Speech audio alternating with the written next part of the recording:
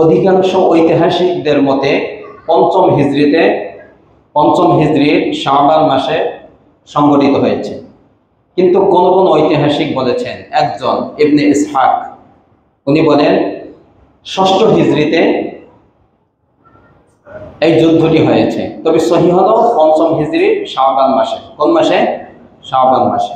একটা ঘটনা গত জুমায় বলতাম, কিন্তু সময় ছিল না, সংক্ষিপ্ত আকারে বলবো। এই যুদ্ধের নাম কি? বনি মুস্তালিকের যুদ্ধ। দুইটা নাম আছে, বনি মুস্তালিকের যুদ্ধ, মুরাইসির যুদ্ধ। দুইটা নামের কারণ আমি বলতেছি। যেহেতু এই যুদ্ধটি বনি মুস্তালিক গোত্রের সাথে হয়েছিল, এই জন্য এই যুদ্ধের নাম বলা হয় বনি মুস্তালিকের যুদ্ধ। এই জায়গাটা একটু পূরণ করে বসেন, বাচ্চাদেরকে ভিতরে আইলেন না, ডিস্টার্ব হবে। পূরণ করে বসেন একটুখানি জায়গাটা। এই যুদ্ধের আরেকটা নাম ছিল মুরাইসির যুদ্ধ। যে এই যুদ্ধটি যে স্থানে সংঘটিত হয়েছে, ওই স্থানে নাম হলো মুরাইসি। একটা কূপ ছিল সেখানে, এই জন্য এই যুদ্ধকে মুরাইসির যুদ্ধ বলা হয়। একই কথা। সংক্ষিপ্তভাবে ঘটনাটি শুনেন। আল্লাহ রাসূল সাল্লাল্লাহু আলাইহি ওয়াসাল্লাম গতকালকে বলেছিলাম, গত জুমায় সর্বশেষ যে ঘটনাটা, যে মুসলিমদের প্রধানত তিন ধরনের শত্রু ছিল। কয় ধরনের? একটা মক্কার কুরাইশ কাফেররা, দুই নম্বর ছিল ইহুদি, তিন নম্বর মুনাফিক, ঠিক না? আচ্ছা, মক্কার কুরাইশদের সাথে তো মোটামুটি ভাবে যুদ্ধ চলতেছে। সর্বশেষ তাদের সাথে যে যুদ্ধ হইল আহজাবের যুদ্ধ, খন্দকের যুদ্ধ, গত জমায় আলোচনা করেছি আমরা। আর এরা মোটামুটি ভাবে দমন হয়েছে কুরাইশরা।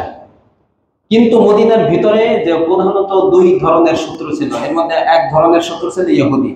ইহুদিদের মধ্যে তিনটা গোত্র ছিল মদিনায়। কয়টা? একটা ছিল বনু কৈনুকা, এটা তো অনেক আগেই বের করে দিয়েছে, এরা শেষ হয়ে গেছে একবারে। দ্বিতীয় গোত্র ছিল বনু নজির, তাদেরকে বের করে দিচ্ছে, তারা এখন খাইবারে আছে। এখন না, বর্তমান সময় না, ওই সময় আর কি। তাদের মদিনা থেকে বের করে দিচ্ছে, কোথায় ছিল? খাইবারে। আর সবচেয়ে বড় যে শত্রু ইহুদিদের আর একটা গোত্র বনু কুরাইজা। নাম কি? বনু কুরাইজা। তাদেরকে হত্যা করে শেষ করে দেওয়া হয়েছে। এটা একবারে শেষে বলেছিলাম। তাহলে মদিনার ভিতরে ইহুদিদের যে তিনটা গোত্র ছিল এবং মুসলিমদের যে বড় শত্রু ছিল, তারা শেষ আছে। মদিনার ভিতরে আর ইহুদি নামক কোন শত্রু আছে? নাই।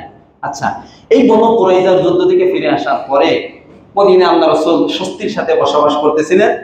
ইতিমধ্যে শুনতে পাইলেন যে বনু মুস্তালিকের সর্দার হারিস ইবনে আবি দিরার, আল্লাহ রাসূলের শ্বশুর, আল্লাহ রাসূলের কি শ্বশুর, পরবর্তীতে শ্বশুর হয়েছে নাকি। ওনার মেয়ের নাম হলো জুয়াইরিয়া। নাম কি? জুয়াইরিয়া, আল্লাহ রাসূলের স্ত্রী রাদিয়াল্লাহু তাআলা আনহা। কথাটা বুঝে আসছে?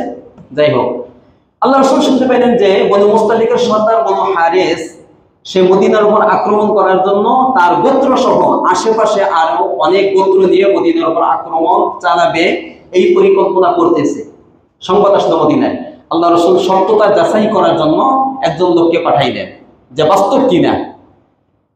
যখন জানতে পারলেন যে হ্যাঁ বাস্তব, তখন আল্লাহ রাসূল সাল্লাল্লাহু আলাইহি ওয়াসাল্লাম 700 সাহাবায়ে কেরামদেরকে নিয়ে বের হইলেন বনু মুস্তালিকদের সাথে যুদ্ধ করার জন্য। মদিনার দায়িত্ব দিলেন আবু যর গিফারি রাদিয়াল্লাহু তাআলা আনহুকে। বের হয়ে গেলেন আল্লাহ রাসূল সহ। বের হয়ে এই মুরাইসি নামক এই 700 সাহাবায়ে কেরামদেরকে নিয়ে যে বের হয়েছেন, এর মধ্যে অনেক মুনাফিক ছিল। কি ছিল? মুনাফিক। মুনাফিকদের সর্দার কে? আব্দুল্লাহ ইবনে উবাই ইবনে সালুল সংক্ষেপে। আচ্ছা, তারা কেন বের হইল বলবেন হুজুর? তারা তো মুনাফিক। তারা তো ভিতরে ভিতরে মুনাফিক, কিন্তু বাহ্যিকভাবে তারা ইসলাম প্রকাশ করছে না, ঈমান এনেছে না। এই জন্য আল্লাহ রাসূল তো নিষেধ করতে পারে না, কারণ তারা তো মুসলিমের মতো, মুমিনদের মতোই। কথাটা বুঝে আসছে? তারাও যেতে চাচ্ছে, তারা যাইতো একটা দৌড়ে, যে জানে তারা যে আল্লাহ রাসূল যদি এই যুদ্ধে যায় তাহলে বিজয় লাভ করবে, আর বিজয় লাভ করলে গনিমতের মাল পাবে, সেই মালের ভাগ আমরা পাবো। এটা কি বাস্তবে কালিমাতুল্লাহ, আল্লাহর পতাকাকে উঁচু করার জন্য, ইসলামকে ছড়িয়ে দেওয়ার জন্য কি তারা যুদ্ধে যায়, নাকি লোভে? লোভে গেছে। যে জানে তারা সম্পদ পাবে, কিছু গনিমতের মাল পাবে। যাই হোক, অনেক মুনাফিক ছিল, এই সর্দারও ছিল এই সবসের ভিতরে। চলতেছে, চলতে চলতে চলতে চলতে আল্লাহ রাসূল ওই মুরাইসি নামক একটা ঝর্ণা, একটা কূপ আছে স্থান, ওই কূপের নামী স্থানের নাম হলো মুরাইসি। ওই জায়গায় যখন গেল, যাওয়ার পরে বনি মুস্তালিকের সাথে যুদ্ধ হবে, সারিবদ্ধভাবে দাঁড়িয়েছে আল্লাহ রাসূল, সাহাবায়ে কেরাম 700, আর ওদিকে বনি মুস্তালিকের সর্দার সহ তারা, যুদ্ধ হবে। তো তীর ছড়াছড়ি হচ্ছে, তীর এপাশ থেকে তীর, ওপাশ থেকে তীর ছড়াছড়ি হচ্ছে। তো এক পর্যায়ে যখন তীর মারামারি হচ্ছে, আল্লাহ রাসূল সাল্লাল্লাহু আলাইহি ওয়াসাল্লাম সাহাবায়ে কেরামদেরকে বলেন, এভাবে জয় হবে না, একযোগে আক্রমণ করতে হবে। তখন সাহাবায়ে কেরামকে নিয়ে আল্লাহ রাসূল সাল্লাল্লাহু আলাইহি ওয়াসাল্লাম যখন একযোগে তাদের উপর ঝাঁপিয়ে পড়লো, তখন তারা আত্মসমর্পণ করলো, কেউ পালিয়ে গেল, আর যাদেরকে ধরা হয়েছে তাদেরকে ওই দাস দাসী হিসেবে বন্দী করে মদিনায় নিয়ে এসে বিক্রি করে দেওয়া হয়েছে, আর অনেক গনিমতের মাল সেখান থেকে অর্জন হয়েছে। এটা হলো মোটামুটি ভাবে বনি মুস্তালিকের যুদ্ধ। কথাটা বলছেন, এটা কত হিজরিতে? পঞ্চম, সহি কত? পঞ্চম হিজরি শাবান মাসে। আচ্ছা, এখানে একটু বিষয় যেটা না বললে নয়, সেটা হলো এই যুদ্ধটা আমি সংক্ষেপে শেষ করে দিলাম, কিন্তু বাস্তবে অনেক বড় ইতিহাস। এই যুদ্ধে অনেক ঘটনা ঘটেছে। এর মধ্যে একটা ঘটনা হলো মুনাফিকদের আসল পরিচয়গুলো এই যুদ্ধের মধ্যে ফুটে উঠেছে। এই যুদ্ধে মুনাফিক আছে না নাই? আমাকে একটু বোঝানোর সাউন্ডটা ঠিক হয়েছে। মুনাফিক আছে না? আচ্ছা, এই যুদ্ধ থেকে যখন ফিরে আসতেছে সাহাবায়ে কেরাম, ফিরে আসতেছে, তো একটা অপ্রীতিকর একটা ঘটনা ঘটছে একজন মুহাজির একজন আনসারের সাথে। বাস, একজন মুহাজির একজন আনসারের সাথে একটা ঘটনা ঘটেছে। যাই হোক, একটু মোটামুটি ভাবে হাতাহাতির পর্যায়ে, ভুল বুঝাবুঝি। কি বুঝাবুঝি? ভুল বুঝাবুঝি, সংক্ষেপে বলতেছি। তো এই কথা, মুহাজির অর্থাৎ মক্কা থেকে যারা গেছে তাদের নাম কি? মুহাজির। আনসার কারা? মদিনা অধিবাসী যারা, তারা আনসার। তো আব্দুল্লাহ ইবনে উবাই ইবনে সালুল কি মুহাজির না আনসার? মদিনার অধিবাসী, সে আনসার, সে কি? আনসার। তো এই ঘটনা যখন আল্লাহ রাসূল এসে মিটমাট করে দিলেন, শোনার পরে উবাইদুল্লাহর সাথে মিলিয়ে দিয়েছেন।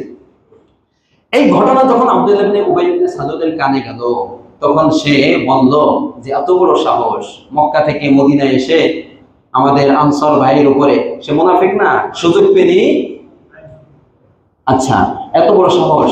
সে একটা বৈঠক বসালো, এই বৈঠকের মধ্যে বলল, এই বৈঠকের মধ্যে সবই মুনাফিক ছিল, সাহাবায়ে কেরাম ছিল না। ওই যুদ্ধের ভিতরেই যখন আসার পথে এক জায়গায় বিশ্রাম নিচ্ছেন, তখন সেখানে, তো ওই জায়গায় একজন সাহাবী ছিল যায়েদ ইবনে আরকাম রাদিয়াল্লাহু তাআলা আনহু, তিনি ওই বৈঠকে ছিলেন।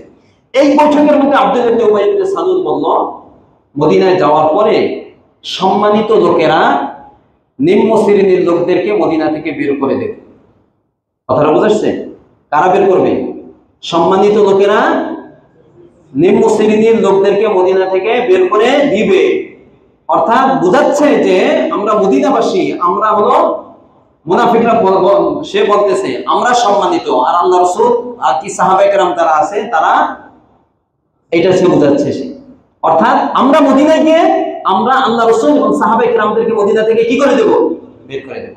তো এই কথা যখন একজন সাহাবী শুনে ফেললো, তাড়াতাড়ি আল্লাহ রাসূলের কাছে এসে বলল। আল্লাহ রাসূল এই বৈঠকে যখন বলল, কাছে ছিলেন হযরত ওমর ফারুক রাদিয়াল্লাহু তাআলা।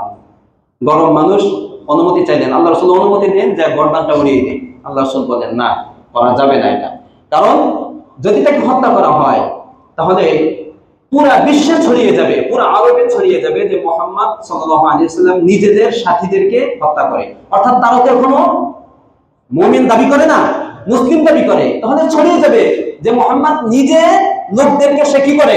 হত্যা করে। মানুষ ভুল বুঝবে, এতে অনেক বিপদ আমাদের উপরে আসবে, এটা করা যাবে না। কথাটা বুঝছেন? আচ্ছা, এই কথা যখন আরেকজন সাহাবী শুনল, তখন ওই সাহাবী আল্লাহ রাসূলকে সান্ত্বনা দিয়ে বলল, ইয়া রাসূলুল্লাহ, ওই মুনাফিক যে কথাটা বলছে এটা বাস্তব কথা বলছে, এটা মিথ্যা কথা সে বলে নাই। কিভাবে বাস্তব কথা? বাস্তব কথা হলো সে বলছে সম্মানিত লোকরা অসম্মানী যারা নিম্ন শ্রেণী তাদেরকে মদিনা থেকে বের করে দেবে। তাহলে আপনি সম্মানী, তারা সম্মানী না। সম্মানী কে? আল্লাহ আপনাকে সম্মানিত করেছেন, কাজে আপনি মদিনায় যে তাদেরকে বের করে দেবেন। সুবহানাল্লাহ বলেন। সুন্দর কথা বলছে, ঠিক না? ঠিক বলেন। আচ্ছা, যাই হোক, এই ঘটনা পুরোপুরি ভাবে সূরা মুনাফিকুনের মধ্যে বিস্তারিতভাবে শুরু থেকে একবারে। এই কথা যখন আব্দুল্লাহ ইবনে উবাই ইবনে সালুল শুনলো যে আমার এই কথাগুলো আল্লাহ রাসূল শুনে ফেলছে, দৌড় দিয়ে আল্লাহ রাসূলের কাছে আসছে। আসার পরে কসম খেয়ে বলে, ইয়া রাসূলুল্লাহ, আমি এটা বলি নাই। কথা বুঝাচ্ছে? আল্লাহ রাব্বুল আলামিন তাৎক্ষণিকভাবে সূরাতুল মুনাফিকুন অবতীর্ণ করে দিয়েছেন। ইযা জাআকাল মুনাফিকুন ক্বালু নাশহাদু ইন্নাকা লা রাসূলুল্লাহ। হে রাসূল, আপনার কাছে এখনই আসবে মুনাফিকরা, এসে বলবে যে আপনি আল্লাহর রাসূল। আল্লাহু ইয়ালামু ইন্নাকা লা রাসূল। আল্লাহ রাব্বুল আলামিন বলতেছেন আল্লাহ জানেন যে আপনি আল্লাহর রাসূল। আল্লাহু ইয়াশহাদু, আল্লাহ এটাও সাক্ষী দিচ্ছেন যে ইন্নাল মুনাফিকিনা লাকাযিবুন। এই যে মুনাফিকরা যে বলতেছে এটাও মিথ্যা বলতেছে, যে আপনি যে আল্লাহর রাসূল এসে দাবি করতেছে, এটাও কি বলতেছে? মিথ্যা বলতেছে। কথাটা সব স্পষ্টভাবে কি কি আলোচনা হয়েছে বিস্তারিতভাবে 8 আয়াত, লাগাতার 8 আয়াতে বিস্তারিতভাবে বলা হয়েছে। এবং শেষ আয়াত 8 আয়াতের 8 নম্বর আয়াত, ইয়াকুলুনা, এই মুনাফিকরা বলেছিল লা ইর রাজানা ইলাল মাদিনাতি লা ইউখরিজান্নাল আ'আজ্জু মিনহাল আযাল। এই ঘটনাটি আপনাদেরকে এখন বললাম। কথাটা বুঝাচ্ছে? একটা আলোচনা হবে ইনশাআল্লাহ মুনাফিকদের এই চরিত্র নিয়ে, আল্লাহ রাসূলের সাথে যে আচরণ করেছে সাহাবায়ে কেরামদের সাথে এবং আমাদের সমাজের সাথে মিল আছে কি না। কথাটা বুঝছেন? এগুলো নিয়ে ইনশাআল্লাহ একটা আলোচনা হবে। আমাদের ভিতরে যদিও বাস্তবে ওই রকম মুনাফিক আছে কিনা জানি না, কিন্তু এই মুনাফিকের সূরতের কিছু লোক বর্তমান সমাজে আছে না নাই? আছে। যারা প্রকাশ করে আমরা মুমিন, আমরা মুসলিম, ইসলামকে ভালোবাসে, আলিম ওলামাদেরকে ভালোবাসে, মসজিদ মাদ্রাসাকে ভালোবাসে, অথচ ভিতরটা আলিম ওলামাদের বিরুদ্ধে কথা বলে, ইসলামের বিরুদ্ধে কথা বলে, মসজিদ মাদ্রাসার বিরুদ্ধে কথা বলে। আছে না নাই? একজন মুমিন দাবি করে, ইসলামের দাবিদার, সে কখনো একজন আলিমকে হারামজাদা বলতে পারে? কথা বলেন। আরে একজন আলিমের যত বড় দোষ হোক না কেন, তার ব্যক্তিগত দোষ সহ অন্য যত দোষ হোক না কেন, সে যত বড় দোষ করুক না কেন, সে যদি আলেম হয়ে থাকে, তার ব্যক্তিগত দোষ থাকলে ব্যক্তিগতভাবে অন্য মন্তব্য করতে পারে। কিন্তু হারামজাদা শব্দটা কি ভালো শব্দ? মানে কি হারামজাদা? মানে কি? কথা বলেন। হারামজাদা তো খালি শুনে, নাম কি, মানে কি? হারাম ভাবে যার জন্ম তাকে কি বলে? হারামজাদা। কথাটা কোন পর্যায়ে যায়? কাজে এদেরকে আমি মুমিন মুসলিম হিসেবে বলতে পারি না, এরা মুনাফিকদের চরিত্রবান। ঠিক না? ঠিক। আল্লাহ হেফাজত করো। এই একটা ঘটনা ঘটেছে। 2 নম্বর একটা ঘটনা ঘটছে, ইফকের ঘটনা। ইফ অর্থ সংক্ষেপে এই ঘটনা বললে 1 জুমা লাগে। আপনারা জানেন আম্মা জান আয়েশা সিদ্দিকা রাদিয়াল্লাহু তাআলা আনহা, ওনাকে জিনার অপবাদ দেওয়া হয়েছিল, জানেন আপনারা? হ্যাঁ, এই যুদ্ধে আল্লাহ রাসূল প্রত্যেক যুদ্ধে একজন স্ত্রীকে নিয়ে যেতেন, লটারিতে যে আসতো তাকে। এই যুদ্ধে আম্মা জান আয়েশা সিদ্দিকা রাদিয়াল্লাহু তাআলা আনহা ছিলেন। যে কোনো কারণ এই ঘটনাটিকে দেওয়া যাবে না, তাকে দেওয়া হয়, মিথ্যা অপবাদ দেওয়া হয়। আল্লাহ রাব্বুল আলামিন কিছুদিন পরেই তার পবিত্রতা বর্ণনা করে সূরাতুন নূরের 10টি আয়াত তার শানে অবতীর্ণ করেছেন। সুবহানাল্লাহ বলেন। এই মুনাফিকরা এগুলা করেছে। যাই হোক, এই যুদ্ধে আরেকটা ঘটনা ঘটে, তায়াম্মুমের বিধান নাযিল হয়। কিসের বিধান? তায়াম্মুম। আমরা ওযু করি যখন পানি না থাকে, পানি না থাকলেই করা যাবে না, শর্ত আছে। শর্ত সাপেক্ষে তায়াম্মুম দ্বারা পবিত্রতা অর্জন করা যাবে না? যাবে না। এই যুদ্ধে একটা ঘটনা ঘটেছে, তার এরপরই যে ওজুর পরিবর্তে পানি না থাকলে তায়াম্মুম করা যায়, এই বিধান এই যুদ্ধে অবতীর্ণ হয়েছে। এই যে প্রথম 5ম হিজরির সর্বশেষ ঘটনা। এখন ঐতিহাসিক একটা ঘটনা নিয়ে আলোচনা হবে, সেটা হলো হুদাইবিয়া সন্ধি, গাজওয়াতুল হুদাইবিয়া। এই হুদাইবিয়া যদিও যুদ্ধ হয় নাই, কিন্তু ঐতিহাসিকগণ এটাকে গাজওয়া বলেছে, যুদ্ধ বলেছে। কথাটা বলছেন, গাজওয়া হুদাইবিয়া বলতে পারেন, হুদাইবিয়ার সন্ধিও বলতে পারেন। এটা হলো 7ম হিজরিতে। কত হিজরি? 6ষ্ঠ হিজরি। কত হিজরি? 6ষ্ঠ হিজরি। ভালো করে লক্ষ্য করে শুনেন, গুরুত্বপূর্ণ, সংক্ষেপে বলবো, বিস্তারিত বলা যাবে না।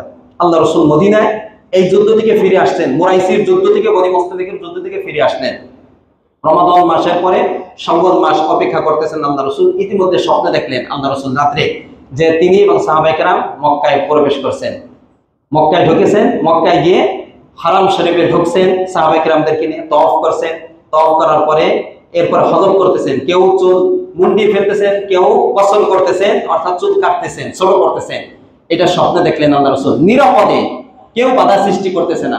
এই স্বপ্ন দেখার পরে, ঘুম থেকে ওঠার পরে আল্লাহ রাসূল ঘোষণা দিলেন, চলো আমরা সবাই কোথায় যাব? মক্কায় যাব, উমরার উদ্দেশ্যে, যুদ্ধের উদ্দেশ্যে নয়। কিসের উদ্দেশ্যে? উমরা। যেহেতু উমরার উদ্দেশ্যে যাব, শুধুমাত্র তরবারি থাকবে, এটা আরবদের একটা অভ্যাস। নিরাপত্তার জন্য সাথে কি থাকে? তরবারি। যুদ্ধের জন্য গেলে শুধু তরবারি না, অনেক অস্ত্র থাকে, তীর থাকে, অনেক কিছু থাকে, ঢাল থাকে, কিছু না, শুধুমাত্র তরবারি নেওয়া হবে। কি নেওয়া হবে? তরবারি নেওয়া হবে। চলো, 1400 সাহাবায়ে কেরাম, কোন কোন বর্ণনা আছে 1300, কোন কোন বর্ণনা আছে 1500, 14, 15 এই দুইটার ভিতরই মতভেদ বেশি। কোন কোন বর্ণনায় 14, কোন কোন বর্ণনায় 1500, যেটাই ধরেন কোনো সমস্যা নাই, কাছাকাছি দুটা। রওনা হলেন মদিনা থেকে, মদিনা থেকে রওনা হলেন একবারে জিলকদ, শাওয়ালের পরের মাস কি? জিলকদ। জিলকদ মাসের 1 তারিখ সোমবার দিন মদিনা থেকে বের হইলেন। বের হয়ে সাহাবার সংখ্যা কত? 1300 কে 14 বা 15 বের হইলেন। বের হয়ে জুল হুলাইফা, এখন এখানে মসজিদ আছে, জুল হুলাইফায় এসে আল্লাহ রাসূল সাল্লাল্লাহু আলাইহি ওয়াসাল্লাম ইহরাম বাঁধলেন, সাহাবায়ে কেরামদেরকে ইহরাম বাঁধতে বললেন। কোথায় যাবেন? উমরা না? উমরার উদ্দেশ্যে ইহরাম বাঁধা লাগবে না লাগবে না? এখানে উমরা ইহরাম বাঁধার পরে সকলে ওখানে কোরবানি করবেন, কোরবানির ভিন্ন পশু নিয়ে যাচ্ছেন। ঠিক আছে, উমরা করার পর তো কোরবানি লাগে না, কিন্তু তো ওই সময় ছিল এটা যে হেরেমের ভিতরে গিয়ে কোরবানি করবেন আল্লাহর জন্য, এই জন্য হাদি বলা হয় এটাকে, পশু নিয়ে যাচ্ছেন।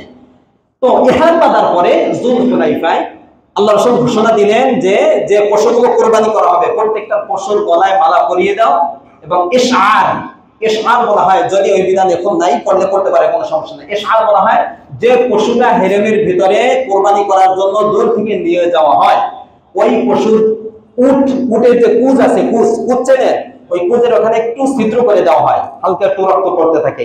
এটা কেন করে? এই আলামত আর গলায় যে মালা পরানো হয়, এই দুইটা আলামত দেখে সকলে বুঝতে পারে যে এটা স্বাভাবিক কোনো পশু না, বরঞ্চ এটা হেরেমে গিয়ে এটাকে জবেহ করা হবে, কোরবানি করা হবে, এটা হেরেমের পশু। এই জন্য কোনো ছিনতাইকারী, ডাকাতও যদি এই পশু দেখে তাহলে সেটাকে ধরে না। কথাটা বোঝা যাচ্ছে? এই জন্য এই কাজটা করা হয়। এটা করে রওনা হইলেন। কিন্তু সামনে কয়েকজন গোয়েন্দা আল্লাহ রাসূল পাঠালেন মক্কার কুরাইশদের অবস্থা জানার জন্য। এদিকে যখন রওনা হইলেন, মক্কায় সংবাদ পৌঁছে গেল যে আল্লাহ রাসূল মুহাম্মদ সাল্লাল্লাহু আলাইহি ওয়াসাল্লাম সাহাবায়ে কেরামদেরকে নিয়ে উমরা করার উদ্দেশ্যে কোথায় আসতেছে? মক্কায় আসতেছে। তাদের মাথা গরম হয়ে গেছে। এক বছর আগে খন্দকের যুদ্ধ, মদিনাকে শেষ করে দেওয়ার জন্য তারা আসছিল, 1 মাসের ব্যবধানে তারা মক্কায় আসতেছে। এখানে আল্লাহ রাসূল জানেন যে মক্কায় যাওয়াটা আমাদের জন্য নিরাপদ না, কারণ আল্লাহ রাসূল জানেন যে যদি তারা আমাদেরকে তাদের বগলে পেয়ে যায়, ভিতরে পেয়ে যায়, আমাদেরকে একবারে নিঃশেষ করে দিবে। এই ভয় আল্লাহ রাসূলের ভিতরে ছিল না? স্বাভাবিক এটা। আর মক্কাবাসী জানে যে যদি মুহাম্মদ সাল্লাল্লাহু আলাইহি ওয়াসাল্লাম উমরার অজুহাতে ভিতরে ঢুকে কোন ধরনের ফাসাদ সৃষ্টি করে, আমাদেরকে মেরে ফেলে, আসবে তো উমরার অজুহাতে, কিন্তু যদি অঘটন ঘটাই ফেলে তখন তো আমরা ট্যাকেল দিতে পারবো না, আমাদের জন্য বড় দুশ্চিন্তার কারণ হবে, অপমানের কারণ হবে। আর আমরা তাদের বিরুদ্ধে যুদ্ধ করি আর সে এসে নিরাপদে উমরা করে যাবে, এটা আমাদের জন্য লাঞ্ছনা। এটা কারা বলতেছে? মক্কার কুরাইশরা বলতেছে এটা। কিন্তু একটা কথা মনে রাখবেন, মক্কা কি কোনো ব্যক্তির জন্য? দুনিয়ার সবাই এই মৌসুমে উমরা করবে, হজ করবে, না সবার জন্য উন্মুক্ত। কিন্তু তারা কেন আল্লাহ রাসূলকে আসতে দিবেন না? এই একটা কারণে আসতে দিবেন না। যাই হোক, মক্কায় যখন সংবাদ পৌঁছলো তারা বৈঠকে বসলো। 6টা সিদ্ধান্ত হলো, 6টা। এর মধ্যে একটা বলি, একটা হলো কোনোভাবেই এই বছর আল্লাহ রাসূলকে এবং সাহাবায়ে কেরামদেরকে মক্কায় এসে উমরা করতে দেওয়া যাবে না। এই জন্য তারা মক্কা থেকে একটু দূরে রিতুয়া নামক একটা স্থানে, কোন নাম আছে রিতুয়া, এখানে সেনা ক্যাম্প স্থাপন করলো। কারা? মক্কার কুরাইশরা। আর 200 অশ্বারোহী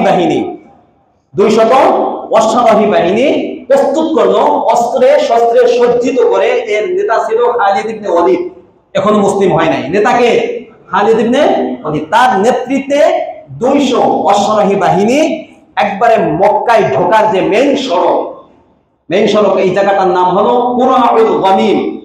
আগে ছিল কুরাউল গমিম। একবারে মেইন সড়কের উপরে 200 অশ্বারোহী বাহিনী নিয়ে খালিদ বিন ওয়ালিদ এখানে দাঁড়িয়ে আছে, যে রোড দিয়ে মক্কায় ঢুকতে হবে ওই রোডে। আল্লাহ রাসূল আসছেন ওসফান নামক স্থানে, আল্লাহ রাসূল এসে যাত্রা বিরতি করলেন। আল্লাহ রাসূল দেখতেছেন, আল্লাহ রাসূল জেনে গেছেন যে তারা আমাদেরকে ঢুকতে দিবে না, বাধা দেওয়ার জন্য মক্কা থেকে বের হয়ে আসছে। কথাটা বুঝছেন? আচ্ছা, আল্লাহ রাসূল ওসফান নামক স্থান, ওইখান থেকে এই খালিদ বিন ওয়ালিদের 200 অশ্বারোহী বাহিনীকে আল্লাহ রাসূল দেখতেছেন, আর খালিদ বিন ওয়ালিদ আল্লাহ রাসূলকে দেখতেছেন যে ওই যে আল্লাহ রাসূল পরামর্শ বসলেন কি করা যায়, কি করবো এই মুহূর্তে। আবু বকর সিদ্দিক রাদিয়াল্লাহু তাআলা আনহু সিদ্ধান্ত দিলেন, ইয়া রাসূলুল্লাহ, আমরা তো যুদ্ধ করার জন্য আসিনি, আমরা তো উমরা করার জন্য আসছি, কাজে চলেন আল্লাহর নামে চলেন, তাওয়াজ্জাহ, এইভাবে বললেন, চলেন আল্লাহর নামে চলেন। মান সাদ্দানা আনহু লাকাতালনা, হ্যাঁ উমরা করতে যদি আমাদেরকে বাধা দেয় তাহলে আমরা তরবারি হাতে নিয়ে এর উচিত জবাব আমরা তাদেরকে দিব। সুবহানাল্লাহ বলেন। আমরা এখানে যুদ্ধ করার জন্য আসিনি, যেহেতু ইহরাম পরা, যুদ্ধ নিষেধ, কিন্তু যদি আমাদেরকে বাধা দেয় তাহলে এর জবাব দিব, এর আগে আমরা জবাব দিব, আমরা চলেন। আল্লাহ রাসূল বললেন যে এই পথ দিয়ে যদি যাই তাহলে যুদ্ধ হওয়ার সম্ভাবনা আছে। আল্লাহ রাব্বুল আলামিনের কৌশল, আল্লাহ রাব্বুল আলামিন চাচ্ছেন যে এই সফরের জন্য কোনো ধরনের যুদ্ধের কোনো ঘটনা না ঘটে। বুঝাচ্ছে কথাটা? যাই হোক, আল্লাহ রাসূল বললেন এই রোড দিয়ে যাওয়া যাবে না, পাহাড়ি রোডকে চিনে মক্কায় যাওয়া। তখন একজন সাহেব বলল আমি চিনি। তখন ওই পাহাড়ি রোড দিয়ে নিম্ন স্থান দিয়ে, নিচু স্থান দিয়ে আল্লাহ রাসূল সাল্লাল্লাহু আলাইহি ওয়াসাল্লাম চলতে লাগলেন এবং সানিয়াতুল মুরাদ নামক একটা স্থান আছে, এই স্থান থেকে একটু সামনে যে হুদাইবিয়া নামক স্থানে গিয়ে আল্লাহ রাসূল যাত্রা বিরতি করলেন। এই হুদাইবিয়া আর মক্কার ব্যবধান হলো 70 কিলো, 22 কিলো। কত কিলো? 22 কিলো। আপনি মক্কা থেকে পশ্চিম দিকে নতুন যে জেদ্দার যাওয়ার রোড হয়েছে, একটা নতুন জেদ্দায় যাওয়ার নতুন একটা রোড হয়েছে, এই রোড থেকে 22 কিলোমিটার দূরে হলো হুদাইবিয়া। হুদাইবিয়া হেরেমের সীমানার বাহিরে, কেউ কেউ বলেন কিছু অংশ ভিতরে কিছু অংশ বাহিরে, কিন্তু সহি হলো পুরাটাই বাহিরে। হুদাইবিয়া এরপরে হেরেম শুরু হয়েছে। এখানে গিয়ে আল্লাহ রাসূল অবস্থান করলেন। এখানে একটা কূপ আছে, এই কূপের নামই হলো হুদাইবিয়া। এই কূপের নামই নামকরণ করা হয়, হুদাইবিয়া নামকরণ করা হয়। যাই হোক, এখানে যাত্রা বিরতি করলেন আল্লাহ রাসূল সাল্লাল্লাহু আলাইহি ওয়াসাল্লাম, 1400 সাহাবী। এখানে একটা কূপ ছিল, তো অনেক দূর মদিনা থেকে আসছে, সবাই পিপাসার্থ, পশুগুলো পিপাসার্থ, পানি, কূপে দেখলো কিছু পানি আছে, মুহূর্তের মধ্যে পানি শেষ হয়ে গেল। আল্লাহ রাসূলের কাছে অভিযোগ করলেন, ইয়া রাসূল পানি শেষ। আল্লাহ রাসূল বলেন একটা তীর নিয়ে আসো। আল্লাহ রাসূল দূর থেকে তীরটা এইভাবে মারলেন, সাথে সাথে কূপের ভিতর থেকে মানে সমুদ্রের যেরকম উত্তাল ওঠে না, এরকম উত্তাল দিয়ে পানি উঠতে শুরু করে দিল। সুবহানাল্লাহ বলেন। এখানে অনেক মুআজিজা আল্লাহ রাসূলের প্রকাশ পেয়েছে। একটা জাবের রাদিয়াল্লাহু তাআলা আনহু বলেন যে আমাদের সকলের পানি শেষ হয়ে গেছে, একটু মস্কে সামান্য একটু পানি ছিল, এই পানি দিয়ে দেখলাম আল্লাহ রাসূল ওযু করতেছে। আয়েশা বললাম, ইয়া রাসূলুল্লাহ, এই পানি শেষ হয়ে গেল তো আমাদের মৃত্যু ছাড়া আর কিছু নাই, পানি নাই কোথাও। আল্লাহ রাসূল বলেন, তাই নাকি? আল্লাহ রাসূল তখন তার এই শাহাদাত আঙ্গুলটা পানির ভিতর ঢুকিয়ে দিলেন, ঝর্ণার ফোয়ারার মতো আল্লাহ রাসূলের আঙ্গুল দিয়ে পানি বের হইতে শুরু করে দিল। জাবির ইবনে আব্দুল্লাহ রাদিয়াল্লাহু তাআলা, জাবির রাদিয়াল্লাহু তাআলা আনহু বলেন, আমরা 1500 সাহাবা, এই বর্ণনা দ্বারা বোঝা যায় 1500 সাহাবায়ে কিরাম ছিলাম, সবাই পানি পান করছি, উটদেরকে পানি পান করাইছে, রেখে দিছি। যদি আমরা 1 লাখ হইতাম তাহলে সকলের জন্য এই পানি যথেষ্ট হয়ে যেত। যাই হোক, এখানে আসার পরে আল্লাহ রাসূল অবস্থান করতেছেন, মক্কায় আর যেতে পারতেছেন না। এখন সন্ধির জন্য, যেহেতু মক্কায় যাওয়া, সন্ধির জন্য আল্লাহ রাসূল চেষ্টা করতেছেন আল্লাহ রাব্বুল আলামিনের ইঙ্গিতে। এখানে অনেক ঘটনা বললে বলা যায়, কিন্তু বললে আমি সামনে আগাতে পারবো না। সন্ধি হবে। আল্লাহ রাসূল সাল্লাল্লাহু আলাইহি ওয়াসাল্লাম এই হুদাইবিয়া নামক স্থানে অবস্থান করতেছে, তখন হযরত ওসমান গনি রাদিয়াল্লাহু তাআলা আনহুকে পাঠালেন মক্কায় যে তুমি যাও, তুমি গিয়ে তাদেরকে প্রস্তাব দাও যে আমরা কোনো যুদ্ধের জন্য আসি নাই, একমাত্র আমরা উমরা করার জন্য আসছি, শুধুমাত্র উমরা করে নিরাপদ আমরা ফিরে যেতে চাই। এই সংবাদটা তাদেরকে দাও, আমাদেরকে যেন অনুমতি দেয় তারা। ওসমান গনি রাদিয়াল্লাহু তাআলা মক্কায় আসলেন। আসার পরে নেতৃস্থানীয় যারা আছে তাদেরকে নিয়ে বসে আল্লাহ রাসূলের এই কথাটা তাদেরকে শুনাইল। তারা বলল, কোনোভাবেই হবে না, কোনোভাবেই হবে না, তুমি যদি চাও তাহলে তাওয়াফ করে দাও। ওসমান গনি রাদিয়াল্লাহু তাআলা বলেন, অসম্ভব, আমার রাসূল তাওয়াফ করবে না, আর সাহাবায়ে কেরাম যারা আসছে তারা তাওয়াফ করবে না, আর আমি একা একা এখান থেকে তাওয়াফ করে যাব, এটা কোনোভাবেই হবে না। সুবহানাল্লাহ বলেন, হবে না, এটা কোনোভাবেই হবে না। যাই হোক, এই মুহূর্তে একটা ঘটনা ঘটলো, সেটা হলো 70 থেকে 80 জন কাফের তারা মক্কা থেকে স্পেশাল একটা বাহিনী পাঠাইছে আল্লাহ রাসূলকে হত্যা করার জন্য হুদাইবিয়া নামক স্থানে। রাত্রে এখানে একটা পাহাড় আছে জাবালে তানঈম পাহাড়ের উপরে উঠে সেখান থেকে অতর্কিত হামলা করে আল্লাহ রাসূলকে মেরে ফেলবে। কয়জন? কিন্তু আল্লাহ রাব্বুল আলামিন যুদ্ধ বাধাতে চান না, যার কারণে আল্লাহ রাব্বুল আলামিন সাহাবায়ে কিরামদের হাতে তাদেরকে পাকড়াও করে দিয়েছেন। সাহাবায়ে কিরাম ধরে ফেলছে এদেরকে, তাদের যে পরিকল্পনা সেটা বাস্তবায়িত হতে পারে নাই, তো বন্দী করে ফেলছে সাহাবায়ে কিরাম 70 থেকে 80 জনকে। এই সংবাদ যখন মক্কায় গেল, তখন মক্কায় কি আছে?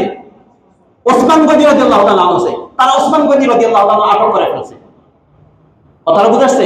এদিকে 70 জন মক্কার কাফেরকে যে আটক করেছে, এই কারণে ওসমান গনি রাদিয়াল্লাহু তাআলা আনহুকে তারা মক্কায় কি করে ফেলছে? আটক করে ফেলছে। ইতিমধ্যে সংবাদ পৌঁছে গেছে আল্লাহ রাসূলের কাছে যে ওসমান গনি রাদিয়াল্লাহু তাআলা আনহুকে হত্যা করে দেওয়া হয়েছে। ভুল একটা গুজব ছড়াই গেছে। কথাটা বুঝাচ্ছে? যখন এই গুজবটা ছড়িয়ে গেল, আল্লাহ রাসূল সাল্লাল্লাহু আলাইহি ওয়াসাল্লাম তখন হুদাইবিয়া নামক স্থানে একটা বাবলা গাছ ছিল। বাবলা গাছ কেউ বলে, কেউ অন্য গাছ, কাঁটাযুক্ত একটা গাছ থেকে ওই গাছের নিচে আল্লাহ রাসূল হাত দিলেন এভাবে যে আমার হাতে সকলে বায়াত গ্রহণ করো, যতক্ষণ পর্যন্ত আমরা ওসমানের হত্যার বিচার, হত্যার বদলা না নিব, ততক্ষণ পর্যন্ত আমরা মদিনায় ফিরে যাব না। এতে যদি আমাদের শাহাদাত বরণ করতে হয়, আমরা শাহাদাত বরণ করব। এই বায়াতটা হয়েছিল মূলত মৃত্যুর উপরে বায়াত, প্রতিশোধ নেওয়ার বায়াত, যে ওসমান গনি রাদিয়াল্লাহু তাআলা আনহু প্রতিশোধ নেওয়ার জন্য আল্লাহ রাসূলের হাতে হাত দিয়ে 1400 সাহাবায় একজন ছিল মুনাফিক। কয়জন? একজন। এই একজন মুনাফিক বাদ দিয়ে বাকি সকলে আল্লাহ রাসূলের হাতে হাত দিয়ে তখন ওই গাছের নিচে বায়াত গ্রহণ করেছিল। এই গাছটা পরবর্তীতে কেটে ফেলা হয়েছে। এই সংবাদ পুরোপুরি ভাবে বিস্তারিত ভাবে সূরাতুল ফাতহের মধ্যে আল্লাহ রাব্বুল আলামিন উল্লেখ করেছেন। লাকাদ রাদিয়াল্লাহু আনিল মুমিনিন, আল্লাহ রাব্বুল আলামিন বলেন, আল্লাহ রাব্বুল আলামিন মুমিনদের ব্যাপারে, মুমিনদের ক্ষেত্রে আল্লাহ রাব্বুল আলামিন রাজি খুশি হয়ে গেছেন। সুবহানাল্লাহ বলেন, সন্তুষ্ট হয়ে গেছেন। কেন? ইয ইউবাইউনাকা তাহতা আশ-শাজারাতি, যখন এই সাহাবায়ে কেরাম আল্লাহ রাসূলের হাতে হাত দিয়ে বায়াত গ্রহণ করেছে, তখনই সমস্ত সাহাবায়ে কেরামদের উপরে আল্লাহ রাব্বুল আলামিন রাজি আর খুশি হয়ে গেছেন। এই যারা এই 1400 সাহাবা, তাদের মর্যাদা, একটা মর্যাদা বলি শুধু এই সূরাতুল ফাতহ থেকে। আল্লাহ রাব্বুল আলামিন বলেন, ইন্নাল্লাযিনা ইউবাইউনাক, হে রাসূল, যারা আপনার হাতে, এই 1400-1500 সাহাবায়ে কেরাম যারা আপনার হাতে হাত দিয়ে বায়াত গ্রহণ করেছে, ইন্নামা ইউবাইউনাক, এরা মূলত ইন্নাল্লাযিনা ইউবাইউনাক, এরা আপনার হাতে মূলত বায়াত গ্রহণ করে নাই, তার হাতে এরা মূলত আমি আল্লাহর হাতে হাত দিয়ে তারা বায়াত গ্রহণ করেছে। সুবহানাল্লাহ বলেন। আল্লাহ রাব্বুল আলামিন ইয়াদুল্লাহি ফাওকা আইদিহিম, সকলে আপনার হাত তো নিচে, এরপর সাহাবায়ে কেরামদের হাত, আর সবার উপরে আমি আল্লাহ রাব্বুল আলামিনের হাত ছিল। সুবহানাল্লাহ বলেন। বাস বলেন সাহাবায়ে কেরামের মর্যাদা বলেন এখান থেকে। এই যে এই ক্ষেত্রে এই 1400 সাহাবায়ে কেরামদের মর্যাদা। যাই হোক, ইতিমধ্যে সংবাদ পৌঁছল যে না, ওসমান গনি রাদিয়াল্লাহু তাআলাকে হত্যা করা হয় নাই, যুদ্ধ হয় নাই। আল্লাহ রাব্বুল আলামিন যুদ্ধ ঘটাবেন না, স্পষ্ট বলছেন এখানে, ওহুল্লাযী কাফফা আইদিয়াকুম আনকুম ওয়া আইদিয়াকুম আনহুম। এখান থেকে এক পৃষ্ঠা লাগাতার এই আলোচনা শুধু। কেন ঘটাবেন না? অনেক কারণ আছে। যুদ্ধ আল্লাহ রাব্বুল আলামিন বলতেছেন, ওয়ালাউ কাতালাকুমুল্লাযীনা কাফারু লাওয়াল্লাউল আদবার সুম্মা লা ইয়াজিদুনা ওয়ালিয়্যা ওয়ালা নাসীরা। যদি কাফেরদের সাথে যুদ্ধ লেগে যেত, নিশ্চিত তারা পিছনে পালাতো এবং তারাই পরাজয় বরণ করতো। সাহাবায়ে কেরাম এবং আল্লাহ রাসূলই তাদেরই বিজয় হইতো। আল্লাহ রাব্বুল আলামিন বলছেন, কিন্তু আল্লাহ রাব্বুল আলামিন মারামারি এখানে ঘটাবেন না। কেন? তখনও মক্কায় অনেক অসহায় মুসলিম আছে, বুঝাচ্ছে কথা, বন্দী অবস্থায় আছে, যারা হিজরত করতে পারে নাই, এবং অনেক আছে, এবং মক্কার কাফেরদের মধ্যে অনেক আছে যারা কিছুদিন পরেই তারা ইসলাম গ্রহণ করবে। আল্লাহ চান নাই যে তারা এই যুদ্ধের কারণে সবাই মারা যাক, শহীদ হয়ে যাক। যারা অসহায় অবস্থায় মুসলিমরা মক্কায় আছে, এটা আল্লাহ রাব্বুল আলামিন এটা চান নাই, যার কারণে যুদ্ধ ঘটাতে আল্লাহ রাব্বুল আলামিন কোনোভাবেই দেন নাই। এই জন্য সন্ধির মাধ্যমে আল্লাহ রাব্বুল আলামিন এটা নিষ্পত্তি করেছেন, এবং সন্ধির ফলাফল অনেক সুদূর প্রসারী, যারা সামনে বসবেন। যাই হোক, তো ওসমান গনি রাদিয়াল্লাহু তাআলা ফিরে আসলেন, তারা ছেড়ে দিল। আর এদিকে যে 70 জন 80 জন বন্দী করছেন, এদেরকে আল্লাহ রাসূল কি করেছেন? ছেড়ে দিয়েছেন। এক পর্যায়ে এক একজন করে সন্ধির জন্য আসে, কোনোভাবে সন্ধি হয় না। সর্বশেষ সাহাল ইবনে আমর উনি আসলো মক্কার কুরাইশদের পক্ষ থেকে, আল্লাহ রাসূলের সাথে বসছে। বসার পরে দীর্ঘ আলোচনা করে সমঝোতা হয়েছে একটা সন্ধির ব্যাপারে। উভয় পক্ষ একটা বিষয় সিদ্ধান্ত হয়েছে। চারটা বিষয়। চারটা বিষয়ের মধ্যে প্রথম বিষয় যে সিদ্ধান্ত, সেটা হলো যে এই বছর আপনি উমরা করতে পারবেন না, ফিরে যেতে হবে। আগামী বছর এসে উমরা করবেন, 3 দিন থাকবেন মক্কায়। আর কোষ মুক্ত, কোষ তরবারি কোষের ভিতরে থাকবে। এই অবস্থা আপনি মক্কায় আসবেন, অন্য কোনো অস্ত্র আনতে পারবেন না 3 দিন থেকে। আগামী বছর, এবছর না, এবছর ফিরে যেতে হবে এইভাবে। আগামী বছর এসে 3 দিনের মধ্যে উমরা করে ফিরে যেতে হবে, 1 নম্বর। 2 নম্বর ছিল যে 10 বছর আমাদের মাঝে আপনাদের মাঝে আর কোনো যুদ্ধ হবে না। এটা অনেক ভালো, সামনে আসবে। কয় বছর? 10 বছর। সবাই নিরাপদে থাকবে, একজন আরেকজনের বিরুদ্ধে তরবারি ধরবে না।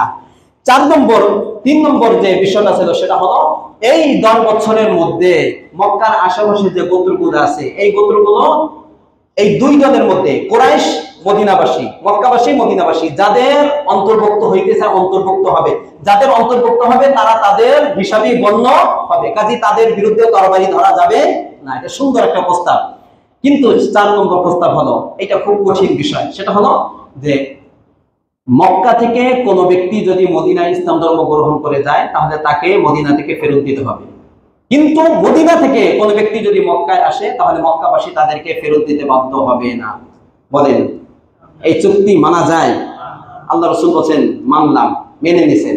কথাটা বোঝাচ্ছে? এই মোটামুটি ভাবে 4টা পয়েন্ট বাস চূড়ান্ত হয়েছে, এটার উপরই সন্ধি হবে। আলী রাদিয়াল্লাহু তাআলা ডাক দিলেন, আলী এই সন্ধিগুলো লেখো, চামড়ায় লেখো। লেখা হইলো, সন্ধিগুলো লিখছে। আচ্ছা শুরু করবে।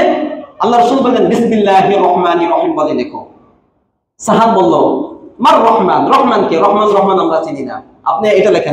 রহমান এটা বাদ দেন, আল্লাহর নাম কাফের মুশরিক না, এরা এগুলা বুঝে না, এগুলা চেনে না, আমরা এটা বুঝি না। আপনি লেখেন বিসমিকা আল্লাহুম্মা, বিসমিকা আল্লাহুম্মা, এতটুকু লেখেন শুরুতে। আল্লাহ রাসূল বলেন লেখো, এটুকুই লেখো বাস। এরপরে ধারাগুলো লেখা হইলো। সর্বশেষ লেখা আল্লাহ রাসূল বললেন আলী রাখো, হাদা মা সালাহা আলাইহি মুহাম্মাদুর রাসূলুল্লাহ সাল্লাল্লাহু আলাইহি ওয়াসাল্লাম। এই যে সন্ধিটি হয়েছে এই সন্ধিটা হলো মুহাম্মদ আল্লাহ রাসূল সাল্লাল্লাহু আলাইহি ওয়াসাল্লামের পক্ষ থেকে, এই কথাটা লেখো। তখন সাহাল বলল না মুহাম্মদ ঠিক আছে, রাসূলুল্লাহ এটা লেখা যাবে না। আপনাকে যদি আমরা রাসূল মানতাম তাহলে তো এই গেঞ্জাম, এই মারামারি কাটাকাটি কিছুই হইতো না, এটা আমরা মানি না। বলো আপনি লেখুন মুহাম্মদ ইবনে আব্দুল্লাহ, এটা লেখুন।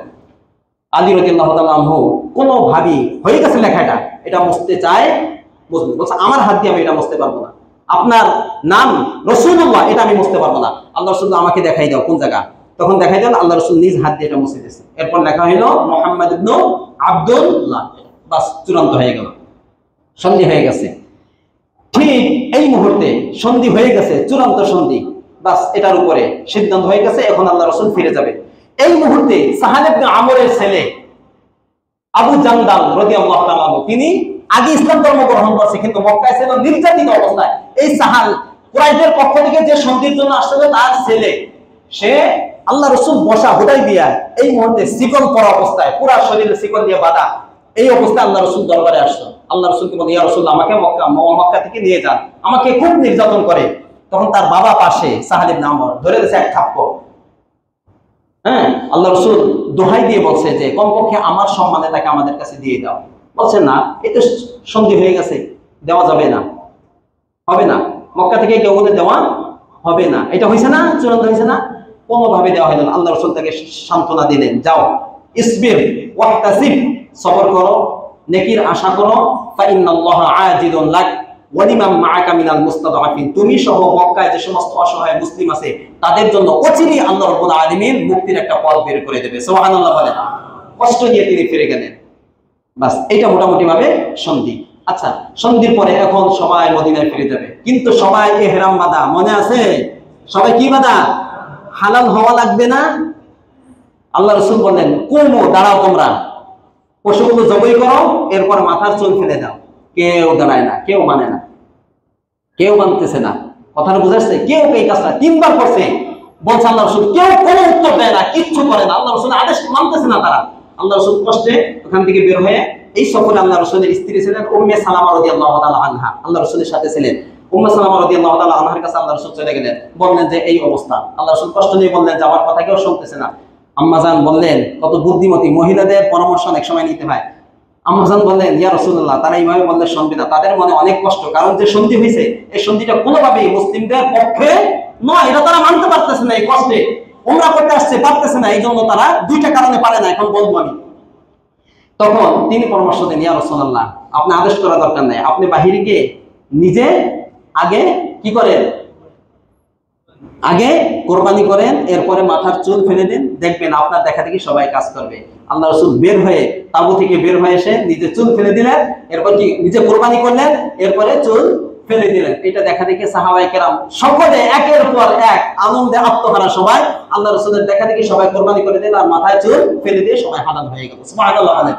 কিন্তু সাহাবায়ে কেরামদের মধ্যে অনেকে এই সন্ধিকে কোনোভাবেই মানতে পারতেছে না, 2টা কারণে। 1 নম্বর কারণ হলো যে আমরা উমরা করতে পারলাম না, একবার আসলাম, কাছাকাছি পারলাম না, এই একটা কারণ, একটা পয়েন্ট। দ্বিতীয় পয়েন্ট ছিল যে সন্ধিগুলো হয়েছে আমাদের পক্ষে না, একটা আছে একবার আমাদের বিপক্ষে, এই কারণে সাহাবায়ে কেরাম মানতে পারতেছে না। ওমর রাদিয়াল্লাহু তাআলা আনহু দৌড়ে আসতেন গরম মেজাজে আল্লাহ রাসূলের সাথে একটু মোটামুটি কথা কাটাকাটি না, একটু গরম ভাবে, ইয়া রাসূলুল্লাহ আলাসনা আলা হাক্কিন ওয়া হুম আলা বাতিল, আমরা না সত্যের উপর প্রতিষ্ঠিত, তারা না বাতিল? আলাইসা কতলানা ফিল জান্নাতি ওয়া কতলাহুম ফিন নার, আমাদের শহীদরা না জান্নাতে যাবে, তাদের যারা মারা যায় তারা না জাহান্নামে যাবে? আল্লাহ রাসূল বলেন সব কিছু ঠিক আছে, তাহলে দ্বীনের ক্ষেত্রে আমরা এরকম কেন লাঞ্ছনা নিয়ে আমরা ফিরে যাব? ঠিক না বেঠিক বলেন? আমরা লাঞ্ছনা নিয়ে কিভাবে মদিনায় ফিরে যাব? এটা তো আমরা পারতেছি না, বরং আল্লাহর কোন আইনের একটা ফয়সালা আমাদেরকে এখানে করে দিন। ইতিমধ্যে এই কথা বলে তিনি চলে গেলেন। ইতিমধ্যে আল্লাহ রাব্বুল আলামিন সূরাতুল ফাতহের প্রথম আয়াতগুলো নাযিল করে দিলেন, ইন্না ফাতাহনা লাকা ফাতহাম মুবিনা, হে রাসূল আমি আপনাকে সুস্পষ্ট বিজয় দান করেছি। সুবহানাল্লাহ বলেন। আল্লাহ রাসূল সাল্লাল্লাহু আলাইহি ওয়াসাল্লাম ওমর রাদিয়াল্লাহু আনহুকে ডাক দিয়ে বললেন, ওমর আল্লাহ রাব্বুল আলামিন এই যে আয়াত অবতীর্ণ করেছে যে এই যে সন্ধিটা হয়েছে এইটাই আমাদের বিজয়। ওমর রাদিয়াল্লাহু আনহু বললেন, ইয়া রাসূল এটাই বিজয়? আল্লাহ রাসূল বলেন, হ্যাঁ নাম, এটাই আমাদের বিজয়। তিনি মেনে নিলেন, তাদের অন্তর প্রশান্তি লাভ করলো, এরপরে তারা মদিনায় ফিরে আসলেন। এখন এই যে সন্ধিগুলো বাস্তবে মুসলিমদের বিপক্ষে, বাস্তবে দেখা যায় মুসলিমদের বিপক্ষে, কিন্তু যদি আপনি এই সন্ধিগুলোকে নিয়ে আপনি গবেষণা করেন তাহলে দেখবেন যে বাস্তবে এই সন্ধিগুলো মুসলিমদের পক্ষে ছিল। কেন পক্ষে ছিল? এক নম্বর পক্ষে ছিল, এটা বলতে গেলে তো বহুত সময় লাগবে। এক নম্বর কারণ ছিল এই সন্ধির কারণে আগে তো আল্লাহ রাসূল সাল্লাল্লাহু আলাইহি ওয়াসাল্লাম মক্কার আশেপাশে কোন গোত্রের কাছে এসে ইসলামের দাওয়াত দিবেন, তাদের সাথে সন্ধি করবেন, এই সুযোগ ছিল না। এই সন্ধি করার কারণে এখন যেটা যুদ্ধ হবে না 10 বছর, কাজে এই বিভিন্ন গোত্রের কাছে আসতে পারলেন, দাওয়াত দিতে পারলেন এবং তাদের সাথে সন্ধিও করতে পারছেন। এবং এই সময়ের মধ্যে মাত্র 2 বছরের ব্যবধানে যে পরিমাণ আরবের আশেপাশের গোত্রের লোকেরা মুসলিম হয়েছে, এর আগে 19 বছরে এই পরিমাণ লোক মুসলিম হয় নাই। সুবহানাল্লাহ বলেন। তাহলে সন্ধি মুসলিমদের পক্ষে না বিপক্ষে? পক্ষে। কথাটা বলছে 1 নম্বর পয়েন্ট। 2 নম্বর পয়েন্ট হলো যে পরবর্তী বছর গিয়ে উমরা করার একটা সুযোগ হয়েছে না হয় নাই?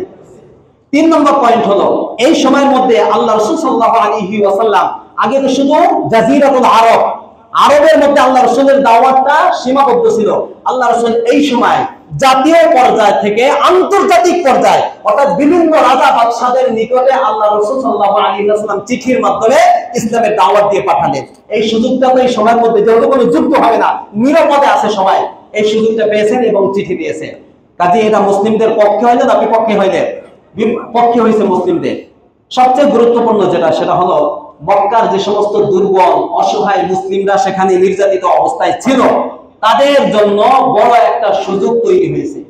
তাদের জন্য বড় একটা সুযোগ কি হয়েছে? তৈরি হয়েছে। কিভাবে আমি বলি, এই সন্ধি থেকে যখন আল্লাহ রাসূল মদিনায় ফিরে গেলেন, মক্কায় একজন ব্যক্তি তখন কাফির ছিল কিন্তু মুসলিম হয়েছে, মুসলিম হয়ে আসে মদিনায় ফিরে গেছে। নাম হলো আবু বাসের রাদিয়াল্লাহু তাআলা আনহু। নাম কি? আবু বাসের রাদিয়াল্লাহু তাআলা আনহু। তো তিনি ফিরে গেছেন, ইসলাম ধর্ম গ্রহণ করে কোথায় গেছেন? মদিনায় গেছেন। তো মদিনায় যখন চলে গেছেন, মক্কার লোকেরা সংবাদ পেয়েছে যে আবু বাসের তো মদিনায় চলে গেছে। তো নিয়ম অনুযায়ী 2 জন লোক তারা পাঠাইছে যে ইয়া রাসূলুল্লাহ, তাকে আমাদের সন্ধির চুক্তি ধারা অনুযায়ী তাদেরকে আমাদের কাছে ফেরত দিয়ে দেন। ঠিক না? এরা সন্ধি হয়েছে না? তাই আল্লাহ রাসূল তাদের 2 জন ব্যক্তির কাছে আবু বাসেরকে ফেরত দিয়ে দিল। তো ওই 2 ব্যক্তি আবু বাসের রাদিয়াল্লাহু তাআলাকে নিয়ে আসতেছিল। যুল হুলাইফা নামক স্থানে যখন আসছে, আবু বাসের রাদিয়াল্লাহু তাআলা একজনকে হত্যা করে ফেলেছে। কয়জনকে? আছে কয়জন? ওই একজন চিন্তা করলো যে আমি তো কোনোভাবে তার সাথে পারবো না, তো আমাকে মেরে ফেলবে এখনই। কাজে সে দৌড়িয়ে পালিয়ে আল্লাহ রাসূলের কাছে গেল, বলে ইয়া রাসূলুল্লাহ, ওই ব্যক্তি আপনার এই সাহাবী তো একজনকে হত্যা করছে, আমাকেও হত্যা করবে, এই ভয়ে আমি পালিয়ে আসছি। কথাটা বুঝছেন? তো আবু বাসের রাদিয়াল্লাহু তাআলা চিন্তা করলেন যে আমি যদি মদিনায় আবার ফিরে যাই তাহলে আল্লাহ রাসূল তো যে সন্ধি হয়েছে এর উল্টা কখনো করবেন না, অবশ্যই আমাকে মক্কাবাসীর কাছে ফেরত পাঠাবেনই। কাজে আমি আর মদিনায় ফিরে যাব না। তিনি ওই আরব সাগরের এক উপকূলে গিয়ে তিনি সেখানে আস্তানা গাড়লেন। তো মক্কায় কিছু ভালো করে বুঝেন, এখন এই সমুদ্রের উপকূলে কে আছে? আবু বাসের একজন সাহাবী আছে। এই সংবাদ যখন মক্কায় পৌঁছলো, ওই সাহাবায়ে কেরাম, অসহায় যে সমস্ত সাহাবায়ে কেরাম নির্যাতিত অবস্থায় আছে, যে আবু বাসের সমুদ্রের উপকূলে অবস্থান করতেছে, তখন ওই যে আবু জান্দাল, মনে আছে? আবু জান্দালের কথা মনে আছে? আল্লাহ রাসূল হুদাইবিয়া থেকে ফেরত দিয়েছেন সাহাবা। ওই সে যখন শুনলো তখন সেও পালিয়ে ওই আবু বাসরের কাছে আসলো। কয়জন হয়েছে? এইভাবে আস্তে আস্তে মক্কায় যে সমস্ত নির্যাতিত মুসলিমরা ছিল তারা এইটা এক একজন আস্তে আস্তে 70 জন হয়ে গেছে। কয়জন? 70 জন। এরা তো মদিনায় যায় নাই, কোথায় গেছে? আরেক জায়গায়। তো আল্লাহ রাসূলের কাছে আবেদন করবে আমাকে ফেরত দেন, কোন সুযোগ আছে? মদিনায় যায় না, গেছে সমুদ্রের উপকূলে, সেখানে গিয়ে তারা আস্তানা গাড়লো। তো এদিক দিয়ে যখন সিরিয়ার কাফেলা নিয়ে মক্কাবাসী যায় তখন তারা তাদের উপর আক্রমণ করে মালটাল সব লুণ্ঠন করে নিয়ে যায়। কথাটা বুঝে আসছে? এটা মক্কাবাসী তো খুব বিপদে পড়লো, খুব কঠিন অবস্থায়। তখন তারা আল্লাহ রাসূলের কাছে সংবাদ পাঠায়, আল্লাহ রাসূল তাদেরকে আপনি মদিনায় নিয়ে যান। ভালো করে দেখেন এই সন্ধি কিভাবে বিজয়, তাদেরকে আপনি মদিনায় নিয়ে যান। এবং তারা বলল, ইয়া রাসূলুল্লাহ, 4 নম্বর যে ধারাটা ছিল যে মক্কা থেকে কেউ যদি মদিনায় যায় তাকে ফেরত দেওয়া হবে, এটা আমরা উঠিয়ে নিলাম। সুবহানাল্লাহ বলেন না কেন? তাহলে এই সন্ধি বাস্তবে মুসলিমদের পক্ষে না বিপক্ষে? পক্ষে এটা। এবং এই 2 বছরের মধ্যে মক্কার বড় বড় লিডার খালিদ বিন ওয়ালিদ, আমর ইবনে আস সহ অসংখ্য বড় বড় মক্কার লিডার যারা আগে কাফের ছিল তারা মুসলিম হয়ে আল্লাহ রাসূলের কাছে চলে গেছে এই সময়ের মধ্যে। কথা বলছি, তাহলে এই সন্ধিটা মূলত মুসলিমদের কিসে ছিল? পক্ষে ছিল। সাথে সাথে মক্কা বিজয়ের একটা ভূমিকা ছিল এই হুদাইবিয়ার সন্ধি। এবং সামনে যে খাইবার যুদ্ধ হবে, এই খাইবার যুদ্ধেরও বিজয়ের সংবাদ আল্লাহ রাব্বুল আলামিন এই হুদাইবিয়ার সন্ধির মধ্যে, এই আয়াতগুলোর মধ্যে, সূরাতুল ফাতহের মধ্যে আল্লাহ রাব্বুল আলামিন দিয়ে দিয়েছে। এটা ছিল মোটামুটি ভাবে হুদাইবিয়ার সন্ধির একটা ছোট্ট একটা ঘটনা। বিস্তারিত বলতে গেলে অনেক সময় লাগবে। এটা ছিল 6ষ্ঠ হিজরিতে, 7ম হিজরি আল্লাহ রাসূল মদিনায় যাওয়ার পরে। লক্ষ্য করে শুনেন, মদিনায় যাওয়ার পরে চিন্তা করলেন এই চুক্তির মাধ্যমে এখন কুরাইশ নামক যে শত্রু আমাদের ছিল এরা তো মোটামুটি দমন, এদের থেকে আর কোনো আক্রমণের ভয় আছে? কারণ 10 বছর কোনো মারামারি হবে না। কাজে আমাদের সবচেয়ে বড় যে শত্রু ইহুদি, এরা এখনো মদিনার ভিতরে নাই কিন্তু মদিনার বাহিরে আছে। কোথায়? খাইবারে। কোথায়? খাইবারে বনু নজির আছে। এই বিস্ফোরা যতদিন আশেপাশে থাকবে ততদিন আমরা শান্তিতে ঘুমাইতে পারবো না। আল্লাহ রাসূল সাল্লাল্লাহু আলাইহি ওয়াসাল্লাম আল্লাহ রাব্বুল আলামিনের ইশারায় বললেন যে কোথায় যেতে হবে? খাইবারে। ইহুদিদের বিরুদ্ধে আক্রমণ করে তাদেরকে দমন করতে হবে।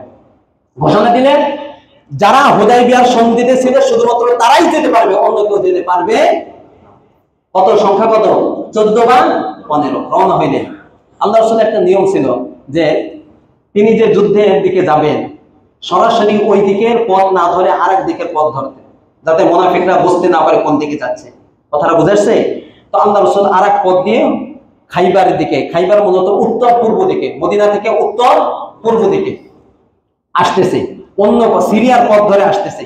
তো সিরিয়ার পথ ধরে যখন আসতেছে এদিকে বনু গতফান নামে একটা গোত্র আছে। এই বনু গতফানের 4000 যোদ্ধা খাইবারে তাদেরকে সহযোগিতা করবে এই ঘোষণা দিয়ে দিয়েছে। খাইবারে আছে 6000 ইহুদি, আর এদিকে বনু গতফান থেকে যাবে 4000। কয় হাজার হয়েছে? 10000। সাহাবায়ে কেরাম 1400।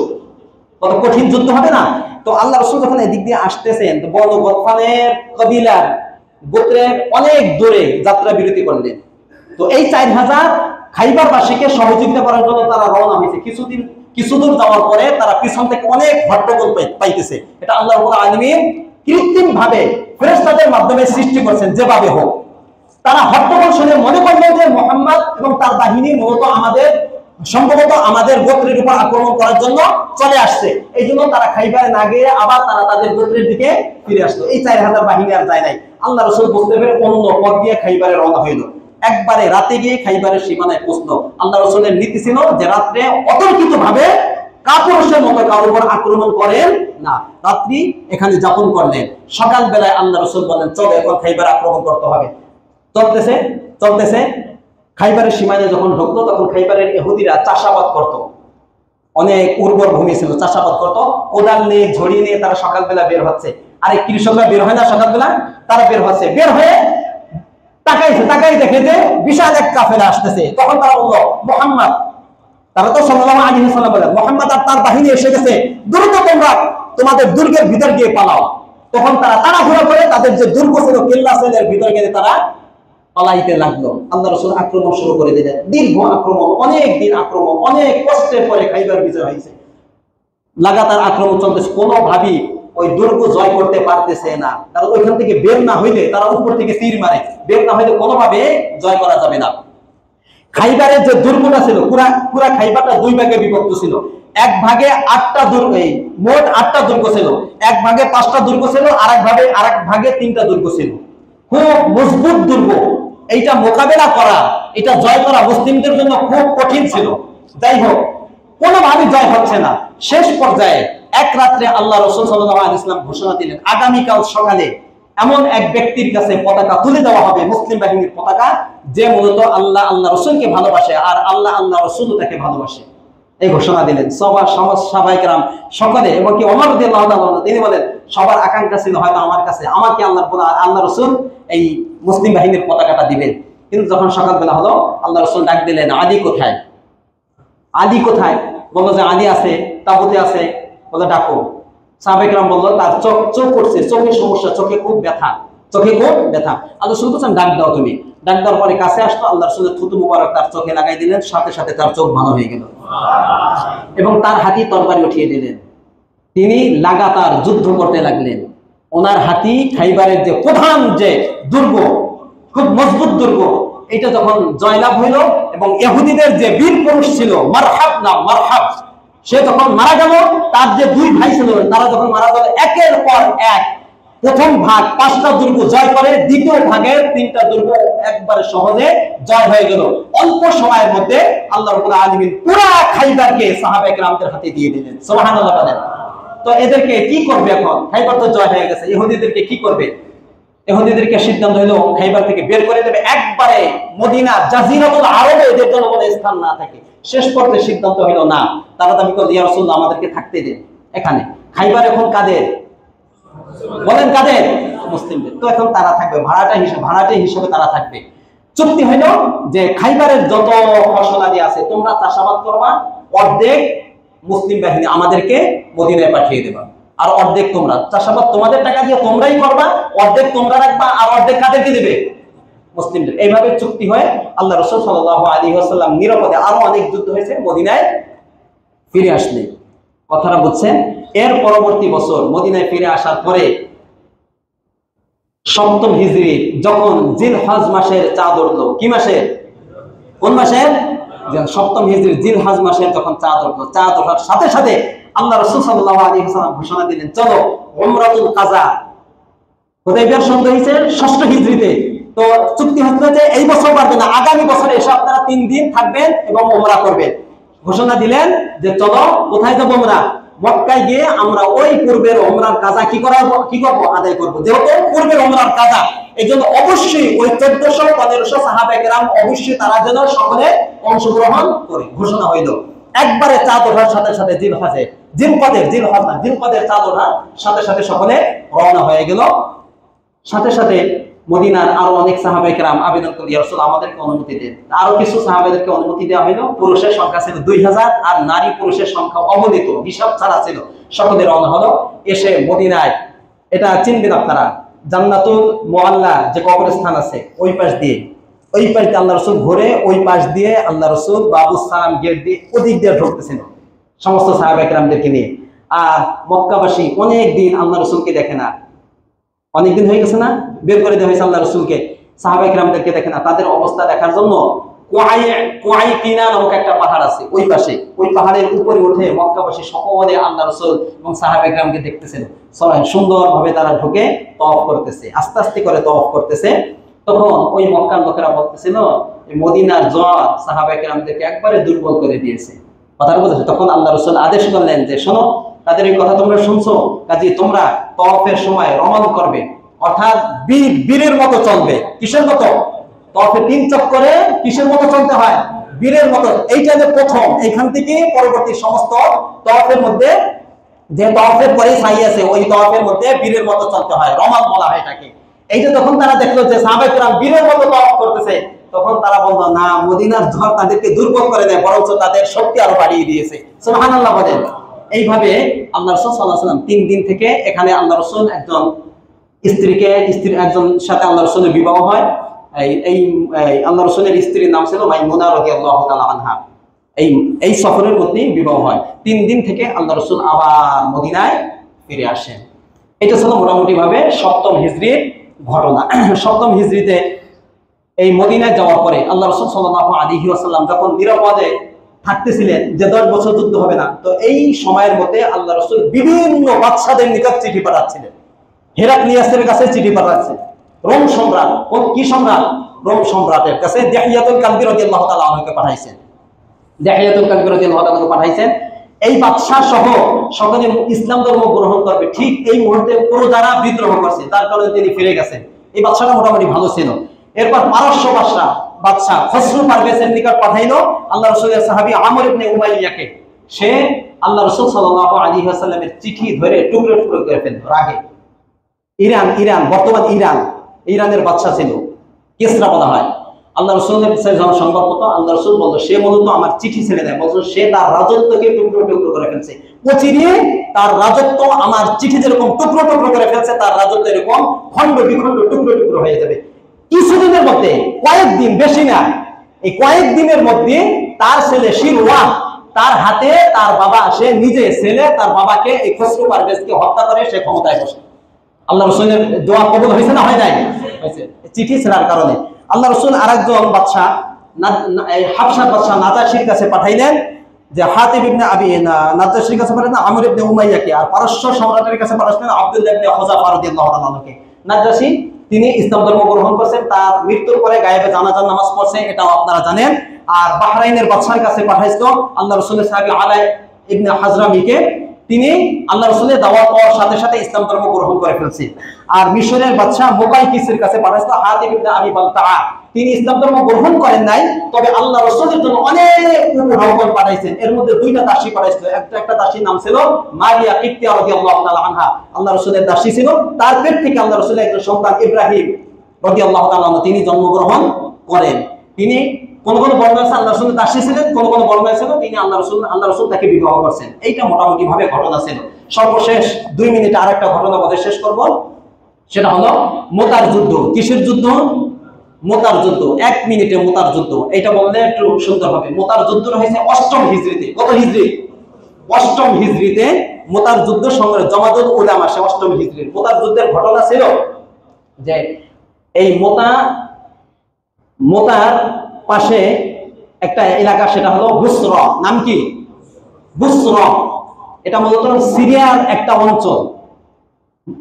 কুফা বসরা, ওই কুফা বসরা না, এটা বুসরা। নাম কি? বুসরা, সিরিয়ার একটা অঞ্চল। এই অঞ্চলের গভর্নর ছিল সুরাহবিল। নাম কি? সুরাহবিল। এই সুরাহবিলের কাছে ইসলামের দাওয়াত দিয়ে আল্লাহ রাসূল সাল্লাল্লাহু আলাইহি ওয়াসাল্লাম একজন সাহাবায়ে কিরামকে পাঠাইছেন, হারিস রাদিয়াল্লাহু তাআলা আনহুকে। তো যখন সে চিঠি নিয়ে গেল, যাওয়ার পরে সাথে সাথে আল্লাহ রাসূলের এই দূতকে হত্যা করে ফেলছে। কোন দূতকে হত্যা করা জায়েজ আছে? কোন দূতকে হত্যা করা জায়েজ নাই, সে দূতকে হত্যা করে ফেলছে। এই সংবাদ যখন মদিনায় পৌঁছলো, আল্লাহ রাসূল একজন সাহাবীর হত্যা নেওয়ার জন্য 3000 বাহিনী পাঠাইলেন। কয় হাজার? 3000 সাহাবায়ে কেরামের সৈন্যদল পাঠাইলেন। এই মোতা নামক স্থানে যখন আসলো, আল্লাহ রাসূল মদিনা থেকে বলে দিলেন, জানেন যে খুব কঠিন যুদ্ধ হবে। বললেন যে সর্বপ্রথম পতাকা থাকবে যায়েদ ইবনে হারিসার কাছে, যদি সে শহীদ হয় তাহলে জাফর ইবনে আবি তালিব, যদি সে শহীদ হয় তাহলে আব্দুল্লাহ ইবনে রাওয়াহা, যদি সেও শহীদ হয়ে যায় তাহলে মুসলিম বাহিনী পরামর্শ করবে একজনের হাতে পতাকা তুলে দেবে। সবাই রওনা হলো। সংক্ষেপে বলে শেষ করে দিয়ে রওনা হলো। মোতা নামক স্থানে এসে জানতে পারলো যে ওই রোম সম্রাটের যে বাহিনী, তার বাহিনী 1 লাখ, আর আশেপাশে যে গোত্রগুলো আছে তাদের সংখ্যা 1 লাখ, মোট কয় লাখ? সাহাবায়ে কেরাম কত? 3000। কত? 3000। কি বিশাল যুদ্ধ মনে করে। যুদ্ধ শুরু হয়ে গেছে। প্রথম যে সাহাবী ছিল, যার হাতে পতাকা ছিল, নাম কি? যায়েদ ইবনে হারিসা, শহীদ হয়ে গেল। আল্লাহ রাসূল মদিনা মসজিদে নববীতে বসা বলতেছেন যায়েদ ইবনে হারিসা শহীদ হয়ে গেছে। পতাকা নিচে জাফর ইবনে আবু তালিব, তিনি পতাকা নিয়ে যুদ্ধ চালাচ্ছেন। প্রথম ডান হাত কেটে ফেললো, বাম হাত দিয়ে ধরছেন, ইতিহাসে আছে বাম হাত কেটে ফেললো। এরপরে পতাকা পড়ে গেল তো মুসলিম বাহিনীর পরাজয় হয়ে যাবে, তিনি বাহু দিয়ে পতাকাকে আগলিয়ে রাখলেন। এরপরে তিনিও শহীদ হয়ে গেলেন। পতাকা ধরছে আব্দুল্লাহ ইবনে রাওয়াহা রাদিয়াল্লাহু তাআলা আনহু, তিনিও শহীদ হয়ে গেল।